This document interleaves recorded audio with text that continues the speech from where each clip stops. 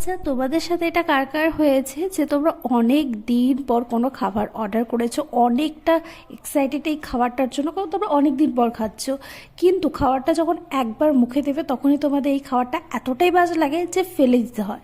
তো আমার সাথেও আজ সেটাই হয়েছিল। তো কেন, চলো বলি।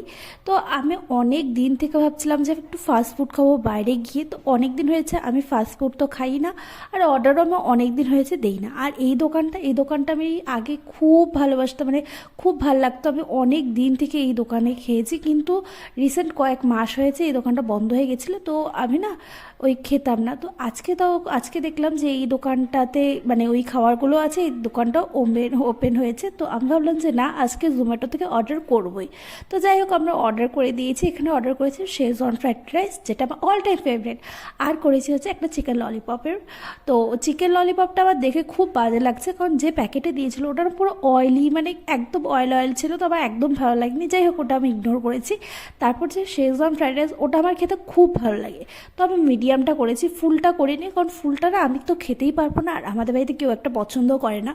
যখন আমি শেজওয়ান ফ্রাইড রাইসটা বাড়ছিলাম তখন এত সুন্দর একটা গন্ধ বেরোচ্ছিল না, মানে আমার খুব ভালো লাগছিল। কারণ আমার schezwan fried rice all time আমার ভালো লাগে, খুবই ভালো লাগে। তো যাই হোক, প্রথমে যখন মুখে দিয়েছিলাম তখন ভাবছিলাম যে না, এখানে হয়তো বা শুধু নুনই কম, তবে নুন দিয়ে আমি মানে নিজে একটা করে নিতাম, খাওয়া যেত। কিন্তু তারপর দেখছি একটা বিচ্ছিরি গন্ধ, মানে মনে হচ্ছিল পুরানো। তারপর এতটা মুডটা আবার খারাপ হয়ে গেছে, কারণ আমি এটার জন্য খুব এক্সাইটেড ছিলাম। শেজওয়ান ফ্রাইড রাইস অনেক দিন থেকে খাবো ভাবছিলাম।